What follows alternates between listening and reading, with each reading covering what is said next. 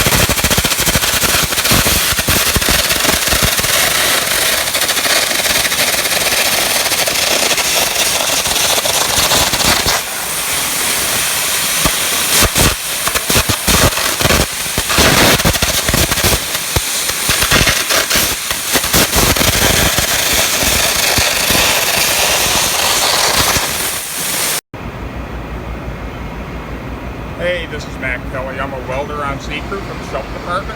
As you can see, I conducted a test on both of these bar blankets. This is the one we stock right now, which is the high temp blanket, and this is the new one, which is the Nische Solutions Alpha 151 blanket.